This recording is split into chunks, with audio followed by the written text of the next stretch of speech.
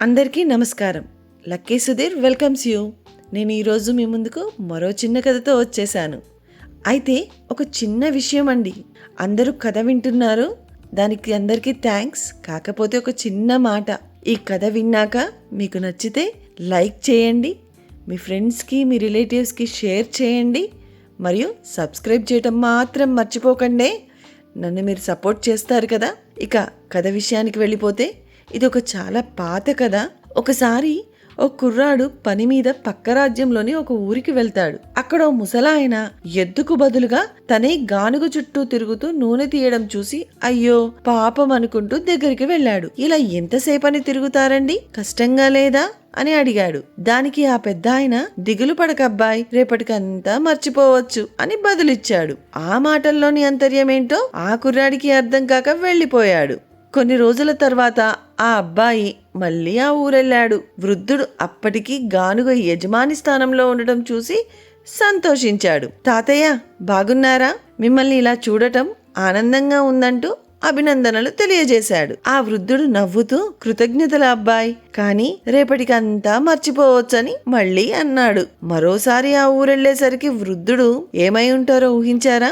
రాజు స్థానంలో ఉన్నాడు. అది చూసి ఆశ్చర్యపోయాడు. మరి అసలు ఏం జరిగిందని అడుగుతాడు.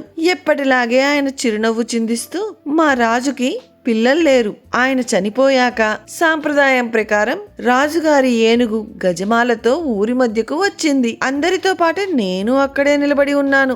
ఏనుగు ఆ గజమాలని నా మెడలో వేసింది. అంతే, రాజునైపోయాను అని చెప్పాడు. పోనీలేండి, మంచే జరిగింది కదా అనగానే, ఏమో అబ్బాయి, రేపటికంతా మర్చిపోవచ్చు అని అదే పాట పాడాడు పెద్ద ఆయన. ఇక ఇంకొంతకాలం గడిచాక ఆ కుర్రాడు మళ్ళీ అక్కడికి వెళ్ళాడు. పెద్ద భూకంపం దాటికి ఊరంతా ధ్వంసమైపోయి కనిపించింది. రాజుతో పాటు చాలా మంది చనిపోయారని అక్కడున్న వాళ్ళు చెప్పగా దిగ్భ్రాంతి చెందుతాడు. ఆ సమయంలో రేపటికంతా మర్చిపోవచ్చు అని ఆ పెద్ద ఆయన మాటలు గుర్తుకొస్తాయి.